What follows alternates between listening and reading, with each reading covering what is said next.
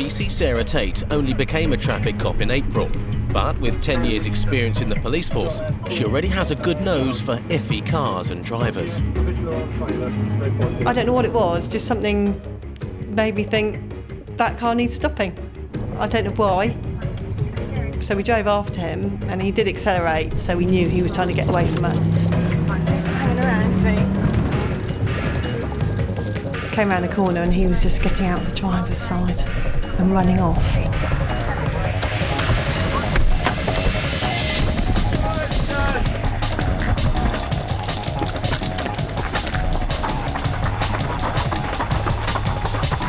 The runaway is fast, but not as rapid as Tate's colleague, PC Martin Buckle. All this lady. Come back. Come back now! Give me your hand.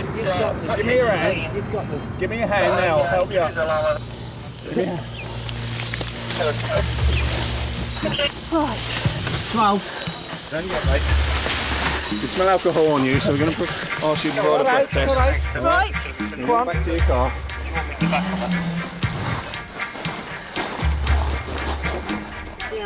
Back at the car, with no driver to get them home, the runaway's mates are off as well, only not quite so quickly. They may have been drinking.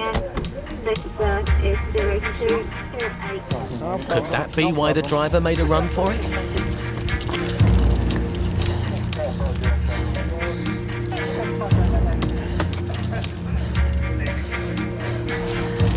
Ready, go. Keep going, a bit harder. Go on. Excellent. Failed. Yep. All Okay, right, that I'm under indicates that arrest. you failed the... Yes, can I have tissue? Yeah, just let me say what I'm going to say, Right, okay? This has indicated to me that you have excess alcohol in your system. Yes. So because of that, I'm going to arrest you on suspicion of having excess alcohol in your system. Yes. Have you got insurance for it? No. No licence, no insurance. No licence, no insurance. I'm glad you can run.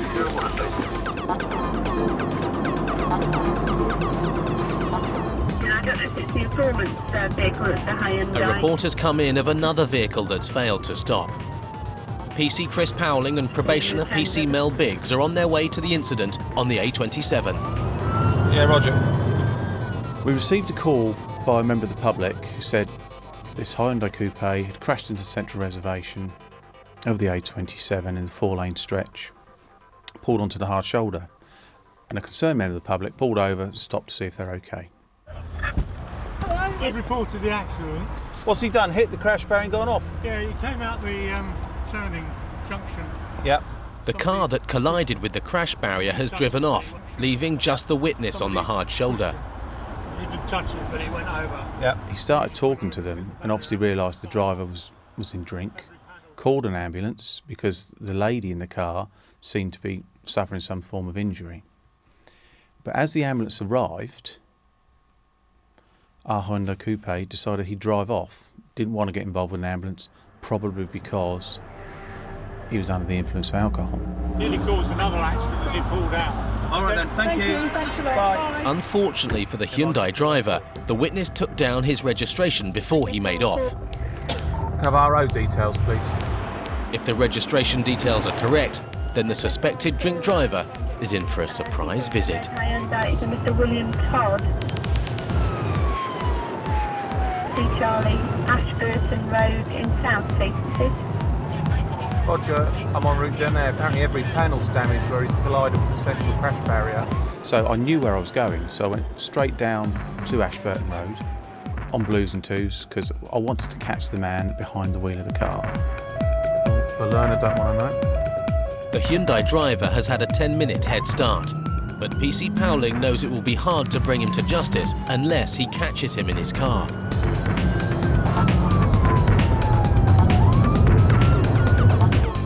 In Southampton, the disqualified drink driver from Liverpool is bragging about how he'll get away with it next time.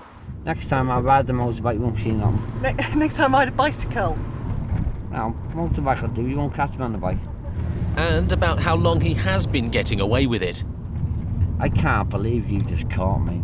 Ah, there we are, you I've see. been caught in 15 years and you just caught me. But that's what loads of sellers does. I'm not saying how many, because you'll have me on record. I think it was because Liverpool had lost He was blaming Liverpool Football Club for losing as to why he was drink driving. I'm coming. All right, Sarge, I'm not going to give you no grief, Sarge. You're a nice policewoman, by the way. Thank you. Right. Right, I've got previous. You're also disqualified. I know for 5 years. So I need to arrest you for being disqualified. No problem. Driving whilst disqualified. Exactly. In relation to that, shush. In relation to that, you do not have to say anything, but it may harm your defence if you don't admit to when questioned. Something which you later on in court, anything you do say may be given evidence. Okay, you understand that? Yeah, of course I do. Okay.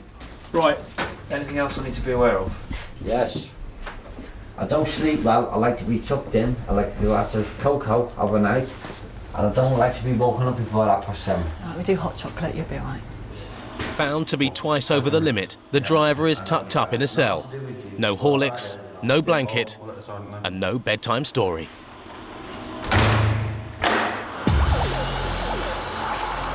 PC's Powling and Biggs have arrived at the address where the Hyundai which struck the crash barrier is registered to. Somebody in it. Beautiful. We got down there. There was the car, up on the pavement on double yellow lines, with substantial crash damage all down the offside, which coincides with swiping the central crash barrier.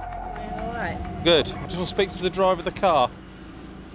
Hello, mate. All right? Yes. Lucky I just caught up with you. I've been trying to catch you since the A27, where you've had a crash with the crash barrier. Right. Haven't you? Yep. Yep. Do you want to step out of the car for us? Yes. Right, can I have your mobile, please? Oh, blimey. Oh. You all right? Yeah. Well, what's the car door, isn't Well, it? yeah. Well, yeah. It's 'cause it's sort of. We'll walk back that way because there's more room. It's a bit cramped here, isn't it? Right, He was okay, but he had no concept of what could have happened that afternoon, with him hitting the central reservation, coming back out and taking out passing members of the public. A couple of things I have to ask you. Have you had a cigarette in the last 2 minutes? Yes, I have. That thing that was in your mouth, that roll up, yeah? Okay, well, and when did you last consume alcohol? Just after the accident. Just after the accident? And where was that? The can's still in the car. So you've had, what, one can since the accident? Yeah. Okay, right, we'll obviously need to seize the can. That's all right, don't, we'll sort the can out. He really did smell, and he had empty cans of super strong lager in the car. And, you know, you'd probably, in my own opinion, he was probably a regular drinker, it's fair to say. Just so that you know, that's what I've taken out of the driver's footwell, okay? The extra strong lager may have calmed the driver's nerves, but it won't have helped his chances of passing the breathalyzer test. Big deep breath and blow when you're ready. Keep going, keep going, keep going, keep going, stop. That's it. Works on a traffic light system, right? Mm-hmm. And as you can see, it's gone through the whole green, amber, and it's hit red already, which means you failed this breath test. If you'd gone to anywhere other than home, parked up on a seafront, gone for a walk, sobered up, we've lost the main offence. We've lost the power to take him off the road, get him disqualified. Mind your head. Oh. He's driving a car. Astonishing.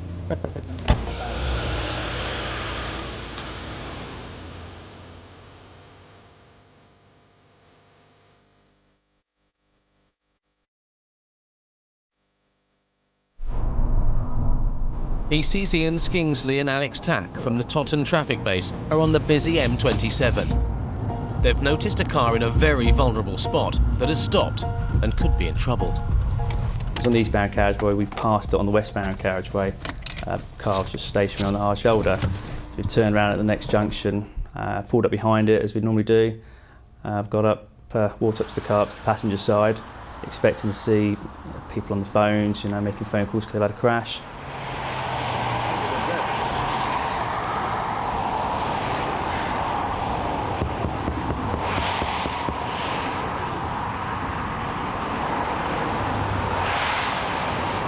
Get in the door.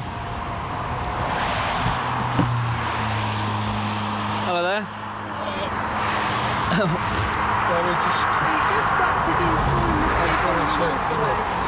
Right, okay. Good idea to stop. If you're feeling tired, I like that. Stopping on the motorway and going to sleep. is not the thing to do. There are a few reasons to stop on the hard shoulder. What they were doing wasn't one of them. By all accounts, the driver had left Bournemouth, I think, and just had a bit of a mighty brunch.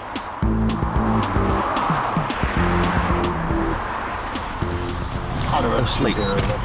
Both asleep. No reason for sleeping. Well, you felt tired. Felt tired. Right, it's about as far as I can get in. Can you not shut the door? No, it's all right, though. We've not been here long.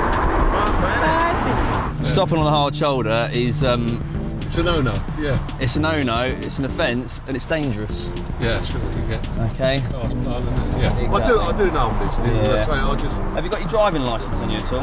It's right buried deep in the back of my car. When I pulled in, I said to him, oh, blimey, are you all right? And he said, no, he said, my eyes are dropping. He said, it's getting dangerous, I better pull over.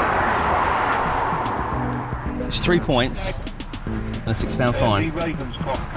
Okay. And the other reason that I stop, I've had a hip replacement and I like to stretch my leg.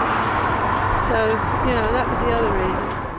Having a kip on the hard shoulder is a rare offence, so TAC has to double-check the penalty tariff. Well, that's good for you. It's actually £30. Slightly better news for you. It's £30 and no points. All right. £30 and no points. Yeah, that's a better deal, isn't it? Yeah. How tired do you feel now? No, I feel fine now. How long have you been there, do you know? About 5-10 minutes. Hey, something like you that. don't pay us now, mate. Oh, you don't? Oh, No, we don't deal with money in here. Oh, I see. Causes all sorts of problems. No, you send off your money. Okay. All right. Take care. Bye-bye. See it all, don't you?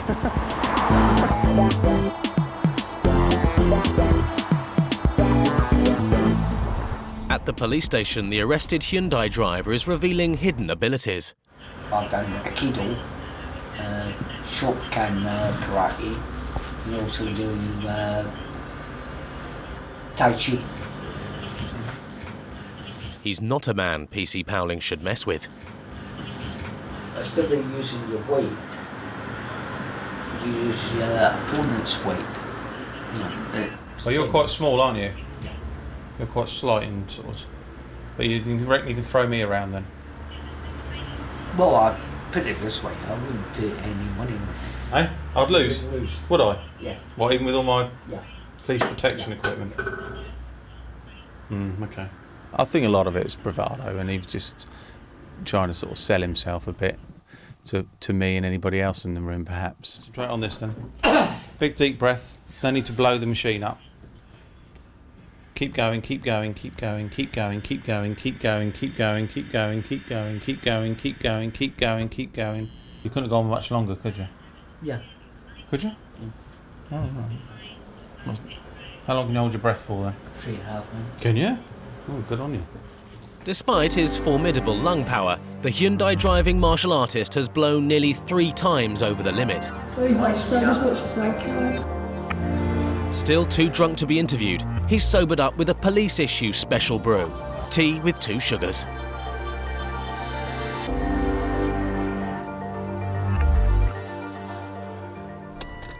PC's Ian Skingsley and Alex Tack are on their way back to their Totton base. Rescue 1-2, thank you. You got to report 2 vehicle RTI.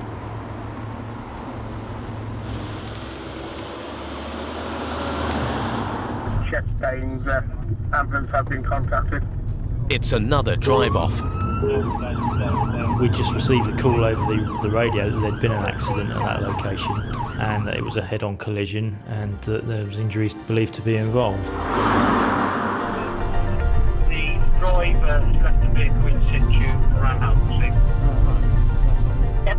Whilst en route there, a local unit updated us that the driver of one of the vehicles had left the scene. I think Tangmere Drive's up here on my right, isn't it? Yeah, there it is. Skingsley and Tack are not the first to get to the scene, so they're going after the runaway driver, a woman called Donna. Yeah, we're just actually going past the scene of the accident now. Where's Pembury? Down here? Yeah, left into Wittering, at the end, turn right, and then it's up there on the right-hand side. Any description, mate? Pembury close. For the driver? No? Okay. Okay, cheers. That was the scene of the crash there. Basically, a car's come around the corner on the wrong side of the road, gone head-on into another car. Driver's jumped out, pegged it home. From our records, the driver of the car comes from just round here, so we're just going to go knock on the door, see who's in. You don't run off from a crash unless there's something you don't want the police to find out. So.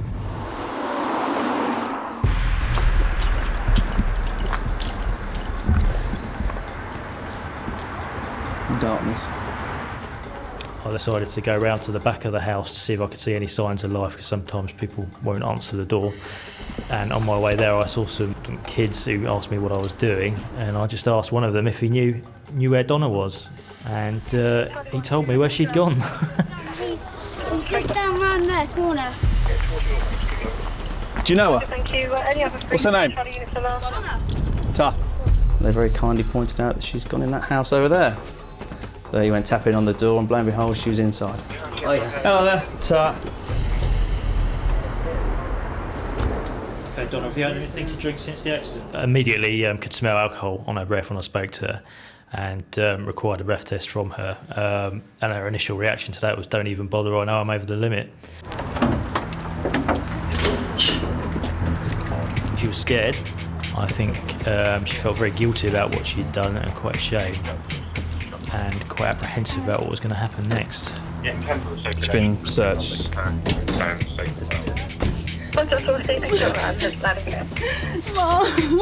This daughter. That's shut.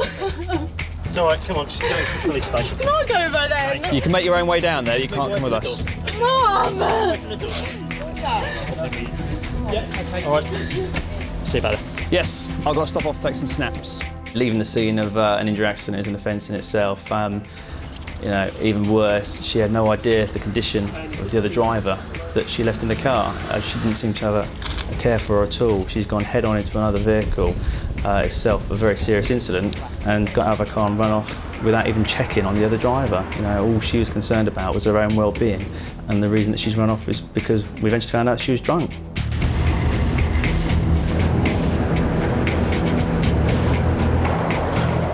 In contrast to the hard shoulder, a motorway service station would seem like a peaceful haven, a safe place to stop your vehicle and take a break.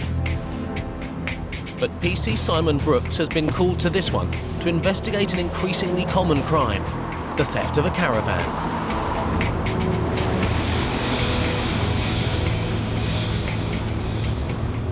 Service areas are quite vulnerable at certain times of the day, obviously, because if you're a criminal, you can see people coming and going, and you can see them perhaps locking up their vehicle and then going in to the services, and they may well know that they've got sort of 20 minutes, half an hour to do what they've got to do. This family have returned from having a cuppa to find their holiday accommodation has gone missing. Their £25,000 caravan was attached to the back of their car. We're just going on holiday. We haven't even got there yet. So, and it's got everything for the next 2 weeks we need in it, clothes, everything, so. It's my PlayStation in there, my games, all my kits. It's horrible. You just can't, they must have been watching us coming in, because it just happened so quickly. It's all alarmed up, there's a hook lock on it, and they've managed to get that all off and left no debris whatsoever. Ah, excellent. The service station manager has arrived with what could be crucial CCTV evidence. Have you looked at it yet? This one now. Unfortunately, the footage shows nothing. Jump in the back there. Hopefully it's just about going off. With the thieves nowhere to be seen, all Brooks can do for now is take a statement.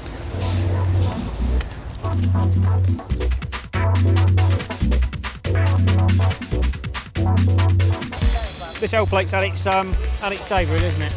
Okay. On the outskirts of Portsmouth, PC Mark Foster has stopped to learn a rider. So you're riding along, that's flapping up and doing that. So it's obscuring your number plate, yeah? If you've got the units just gone past me, A27, what are they going to? Yeah, cars left the carriageway, junction 10. Yeah, do you want to back up? We can back them up from there. Yeah, aren't you? Roger, we're towards. All right, mate, take your hat on. We've got to go to something else. Okay, cool. All right, thanks for stopping. It's the scooter rider's lucky day. Just a warning about his L plate. PC Foster's got more important things to deal with right now. On the way there, we didn't have much of an update, but on going past the scene, because it was in the eastbound carriageway and I was going westbound to turn at junction 10, I thought, well, I can't see any cars, but there's a lot of stuff on the hard shoulder, including some sort of public cars. So I thought, it's obviously that, and it's not serious at all. And then obviously the unit that had arrived before me hadn't had time to update on the radio, so I pulled up without an update, expecting to find a couple of cars on the hard shoulder. So it was a bit of a shock to get out of the car and then see them down the embankment. 2 cars have careered off the carriageway. No one has driven away from this one. The first thing that went through my mind is, right, OK, it's quite a nasty accident. Are we going to have fatalities here? There do not appear to be any fatalities, but all of the occupants have yet to be accounted for. Right, I'll go check the car, make sure there's nobody in it. Has anyone been down there, do we know? People involved in that type of a nasty accident, they might not be sort of with it, and they might not, somebody might be missed. And the worst thing in the world is to say, OK, nobody's hurt, move a car and find that there's a body under it, or body thrown that we've missed, and we drive off and leave it, and then get a phone call saying somebody's not turned up home from a car. Thankfully, the cars are empty, and the only serious damage done, apart from the written-off cars, has been to a farmer's fence. Yeah, will that get done tonight, do you know? I've got cows in the foot, that's seen it. No, I don't think so. I think it's down to you, unfortunately, I think. That's all right. Sorry. No, that's okay. All right, if you, I say, if you get recovery coming to your farm, would you be able to show them through?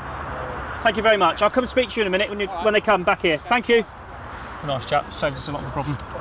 What's happened is 2 vehicles have been going eastbound down the M27, and for reasons we've yet to find out, they've been in some form of collision. They've come through the gap. Both of them rolled several times down here and ended up one in the ditch, as you can see, and one upside down. I came down here mainly to check there was nobody trapped in the vehicle, and it would appear at this stage there's no injuries, or certainly no serious injuries, so it's a bit of a miracle, really. PC Foster's next job is to question the drivers and find out what exactly happened, and if anyone's at fault. You've got the Saab in lane 1, the red car in lane 2, and you're in lane 3. So, what time did you get here? About 6:30? Back at the motorway services, PC Simon Brooks is completing the stolen caravan owner's statement. So was it your intention to stay here overnight? Yeah, okay. It was overnight. That's one of them there, I think. Sorry? In that silver car, he's watching me. Where's it gone? Out. It's just gone out. It looked like Might have gone 4 urgent. The service station manager basically thought that he'd seen the same vehicles that had been involved in the theft an hour or so earlier. Do you want to jump in with me? Having glimpsed the suspect vehicles earlier, the service station manager believes that he's seen them again. There's 2 vehicles parked up there now, with a tow bar on just on the right. Those 2 guys there. The blue car and the silver one. Oh, those 2? Those 2 that are moving off? I'm not 100% sure. Okay. To be honest, it might be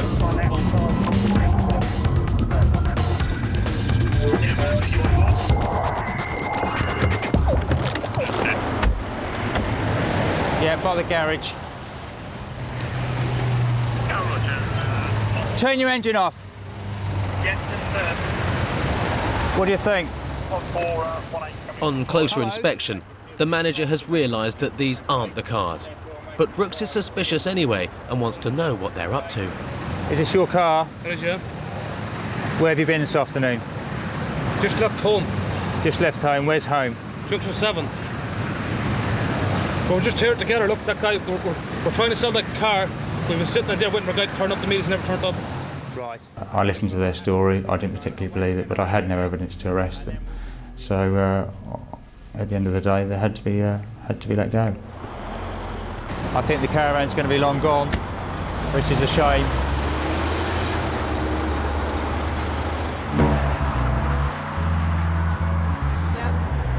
And that guy there, his car's lane 3. Saab's pulled out into lane 2, hitting vehicle 2, which has tried to swerve and then hit the car in lane 3. At the A27 accident, PC Foster has had one driver's description of what happened. Hello, my love, all right? Right, let's go and have a sit in the car over here and we'll get this sorted out, OK?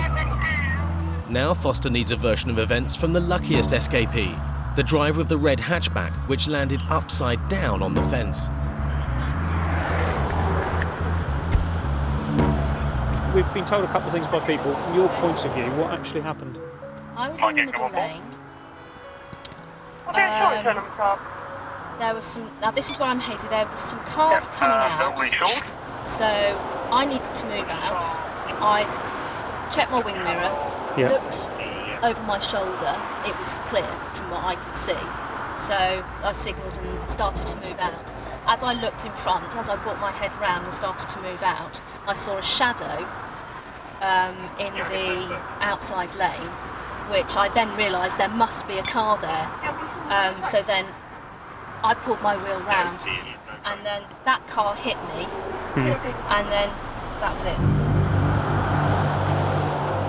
With no drinking or speeding involved, and all the drivers' stories tallying up, the cops won't be prosecuting anyone.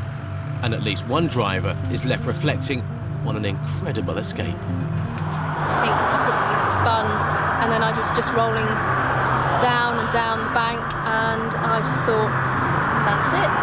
My legs are going to go, I'm going to die, this is it. This is just the trim, but down here is like the plastic which goes on the side of the A-frame inside, and if you can look at that and how close it is, the driver's head is here, and see how lucky the lady was when you look at the intrusion. Then I stopped, eventually, and I remember thinking, I'm still here, nothing hurts, still got my legs. I buckled the seatbelt, climbed out the window, stood up, shook everything was okay. This really, if anything, highlights the importance of seatbelts and why we go about making sure people wear them, really. Everybody else was fine, everybody else was saying, yeah, I'm fine. Unbelievable, absolutely unbelievable. Last job for PC Foster is to reunite the fortunate driver with her suitcase. This is yours, yeah? Yeah, that's mine. Okay, so that's back. When she said to me big bag, I thought it'd be huge. Oh. That's small, I'm thinking big bag. Take care. Have a good rest of your holiday, though. The shamefaced drunk driver was disqualified for 16 months and fined £291. The Liverpudlian was sent to prison for 3 months for drink driving and driving whilst disqualified. The drunk Hyundai driver was banned from driving for 2 years and ordered to do 6 months community service. And the stolen caravan has never been found.